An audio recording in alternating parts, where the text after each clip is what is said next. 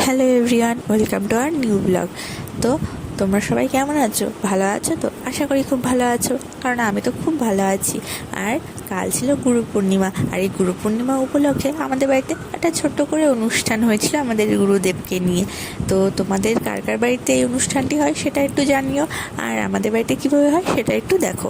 আর যদি ভালো লেগে থাকে এই ভিডিওটা, তাহলে প্লিজ একটা লাইক কমেন্ট আর শেয়ার করে দিও। তো বেশি কথা না বলে আমাদের বাড়িতে কীভাবে গুরু পূর্ণিমা উপলক্ষে আমরা অনুষ্ঠানটা করলাম সেটা তোমাদের সাথে শেয়ার করি। চলো ভিডিওটা শুরু করা যাক। এদিকে আমি সকাল সকাল ঘুম থেকে উঠে গেছি। এখন প্রায় ঘুরিতে 6:30 বাজে। চোখ কিছুতেই খুলছিল না, কারণ কাল আমি আমার দুই ননদ একসাথে শুয়েছিলাম। তো পাপা আর আমার ননদ এখনও ঘুমোচ্ছে, কিন্তু আমাকে উঠতে হয়েছে। হাজার হোক আমি বাড়ির বউ, আমাকে তো কাজগুলো করতে হবে। তো যাই হোক, আর না ভেবে উঠতে যখন হবে তো উঠেই পড়ি। সবার আগে স্নান করে রেডি হতে হবে। তার আগে আমার ঘরটা এত নোংরা হয়েছিল যে বলার বাইরে। সারা রাত ঘুম তো হয়নি, এগুলোই করে বেরিয়েছি। তো আগে ঘরটা ভালো করে ঝাড় দিয়ে তারপর চলে যাবো স্নানে। এই বলতে বলতে দেখি আমার পাপা ঘুম থেকে উঠে গেছে। তো আগে ওকে নিলাম, ওকে নিয়ে আগে ওকে খাইয়ে দাইয়ে আগে রেডি করে দেবো, তারপরে আমি রেডি হবো। আর এদিকে আমি রেডি হয়ে চলে এসেছি। অনেকদিন পর শাড়ি পরলাম, কারণ বাড়িতে কোনো অনুষ্ঠান হলে এখন শাড়ি পরা হয়, না হলে হয় না। আর এদিকে দেখি আমার দাদুর পুজো অলরেডি স্টার্ট হয়ে গেছে।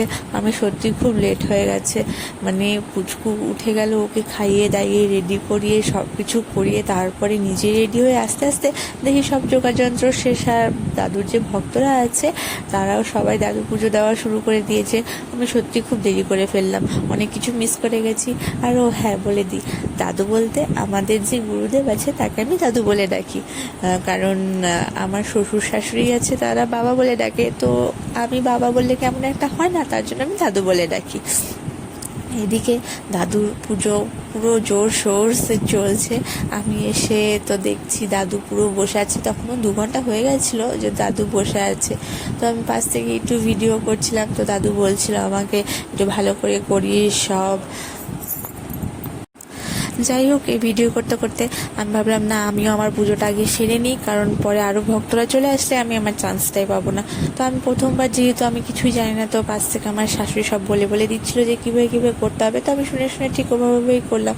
আমার বিয়ে 2 বছর হয়ে গেলেও আমি দুবারই থাকতে পারিনি। আমি কোনো না কোনো কারণে বাড়ি থেকে বাইরেই ছিলাম। তো এইবার আমার প্রথম এই গুরু পুজো, আগে কোনোদিন দেখিনি, এটাই ফার্স্ট টাইম। তো খুব ভালো লাগলো, কারণ আমার বাপের বাড়ির ওদিকে এসবের খুব একটা চল নেই। আর হলেও বা যার যার বাড়িতে হয়, এভাবে গুরুকে সামনে বসিয়ে কোনো সময় আমি দেখিনি। তো প্রথমবার, আমার তো খুব ভালো লাগলো। যাই হোক, তোমাদের কার কার বাড়িতে হয় এভাবে গুরু পুজো তোমরা একটু জানিও। আর আমাদের বাড়ির পুজোটা কেমন লাগলো সেটাও বলো। যাই হোক, এবার তারপরে আমি দাদুকে পুরো পায়ে ফুল দিয়ে পুজো টুজো দিয়ে তারপরে একটু মিষ্টি আর জল খাইয়ে দিলাম। খেতে প্রণাম করে আমি আবার চলে এলাম। তো বাকি ভক্তরা ওয়েট করছিল, তো তারা আবার পুজো দিচ্ছিল। আর এদিকে দেখি আমার কাকি শাশুড়ি কাঁঠাল ভাঙতে বসে গেছে। প্রথমে আমাকে বলেছিল, দীপ্তি তুমি কি কাঁঠাল ভাঙতে পারো? তাহলে একটু ভেঙে দাও। তো আমি কোনোদিনও কাঁঠাল ভাঙিনি। তো আমি বললাম যে না কাকি, আমি পারি না। তো তারপরে কাকি আবার সেই কাঁঠালটাকে পুরো ভেঙে তার কাঁঠালের যে বীজটা থাকে সেটা বের করে ভালো করে আলাদা করে রাখছিল, কারণ যারা এসেছিলো তাদেরকে প্রসাদ দিতে হবে। আরও প্রসাদ ছিল। তো সকালবেলা থেকে আমার শাশুড়ি আর কাকি শাশুড়ি দুজন মিলে সব কিছু অ্যারেঞ্জমেন্ট করে নিয়েছে। আমি কিছুই করতে পারিনি হেল্প, কারণ কি আমি একটু ব্যস্ত ছিলাম, বাড়ির বাকি কাজগুলো আমাকে করতে হয়েছে। আর এদিকে দাদুর পুজো তখনও চলছিল। ভক্তেরা একের পর এক চলেই আসছে। আসলে আমার যেখানে শ্বশুরবাড়ি সেখানে প্রায় অর্ধেকের বেশি বোধহয় আমার দাদুরই শিষ্য। আর যাই হোক, এদিকে দেখে আমার শ্বশুরমশাই পুজো দিচ্ছে দাদুকে। তো আমার শ্বশুরমশাই পুরো মনোযোগ দিয়ে দাদুকে পুজো টুজো দিয়ে নিল। আর তারপরেই আমি ভাবছিলাম যে আমি দাদুকে বলবো, দাদু তুমি একটু বসো, তোমার একটা ফটো তুলি। কিন্তু সেটার আমি সুযোগই পাচ্ছিলাম না। আসলে এত লোক এসেছিলো যে দাদু একটু বসেছে, দুটো কথা বলবে সেটার উপায় নেই। আর এই বলতে বলতে দেখলাম আমার পাপা ঘুম থেকে উঠে গেছে। তারপর পাপাকে বলে নিলাম, কি হাসি আমার কোলে উঠে। সে আসলে কুকুরটাকে দেখছিল। তো তারপর পাপাকে নিয়ে চলে আসলাম আবার এদিকে। যেদিকে কত দূর কী হলো সেটা তো সব দেখতে হবে না, যেহেতু আমার শাশুড়ি একটু বাইরে গেছিলো দোকানে। প্রসাদ দেওয়ার মাঝখানে কাকি ভাবছিল যে কাকি কখন দাদুকে পুজো করবে, কারণ কাকির পুজো তখনও হয়নি, কারণ লোকজন আসছিল না, তাদেরকে প্রসাদও দিতে হবে। তো যাই হোক, কাকি চান্স পেয়ে গেছে দাদুর পুজো দেওয়ার। এদিকে দাদু পুজো দিচ্ছে, আর দাদুকে যখনই মিষ্টি খাওয়াতে যাচ্ছে তো দাদু কাকির সাথে একটু খুঁটছুটি করছে। দাদু বলছে অল্প মিষ্টি খাবে, কিন্তু কাকি বলছে না পুরোটাই খেতে হবে। আসলে সত্যি দাদু এত মিষ্টি খেয়েছে, মানে বলার বাইরে। সত্যি এরপর না ডায়াবেটিস হয়ে যায়, আমার তো এটাই ভয় লাগছিল। যাই হোক, এদিকে যেই কাকি ওদিকে গেছে, মা ফল কাটতে বসে গেছে, কারণ এখনও অনেক ভক্তরা রয়েছে। আর এদিকে ঘরে এসে দেখি আমার পাপা একটা কার জানি হেয়ার বেল্ট নিয়ে খেলা করছে। পরে দেখি না, আমার পাশের বাড়ির যে বোনটা আছে তার হেয়ার বেল্ট নিয়ে খেলা করছে। এবার আমি বলছি, পাপা তুমি দিয়ে দাও সেই হেয়ার বেল্টটা। সে কিছুতেই দেবে না, তার নাকি সে খুব পছন্দ হয়েছে। আরে তুমি তো ছেলে, তুমি কি করবে, আমি বোঝাচ্ছি। কিন্তু না, সে হেয়ার ব্যান্ডটা কিছুতেই দেবে না। সে দেখছে কীভাবে পরা যায়, কিন্তু পরতে তো পারছে না, কিছুই পারে না করতে। আর যদি ঠিক করে দিই সেটাও হবে না। এই যে আমার ননদ লাগিয়ে দিল ওকে চুলে, কেন লাগিয়ে দিয়েছে, হবে না, সেটা এখন তার খুলতে হবে। সেটাই এখন কি করে খুলবে, ওটাই ওর ধান্দা। কিচ্ছু শোনে না। যাই হোক, সব কিছুর পরে চলে আসলো আমাদের দুপুরের ভোগের সময়।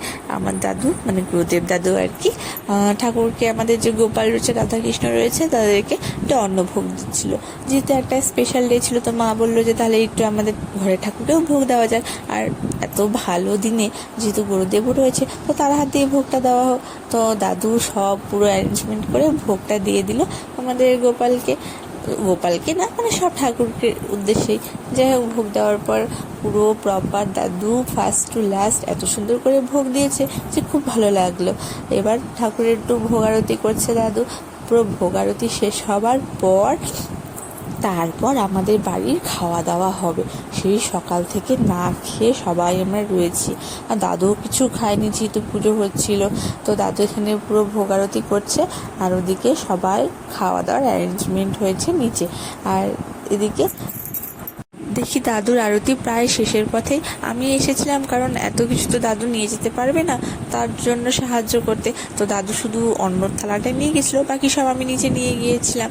তো যাই হোক, এই বলতে বলতে আরতি শেষ হয়ে গেল। তো আমরা নিচে চলে এসেছি অল্প খাওয়া দাওয়া করতে। তখন দেখি আমার পাপা উঠে গেছে, তো পাপাকেও খাওয়াতে হবে। তো আগে পাপাকে খাইয়ে দাইয়ে তারপর আমি খাবো। তো এত লেট করে খাওয়া দাওয়া মানে বলার বাড়ি, খুব খিদে পেয়ে গেছিলো। যাই হোক, আজকের ব্লগটা এখানেই শেষ করলাম। চলো, টাটা।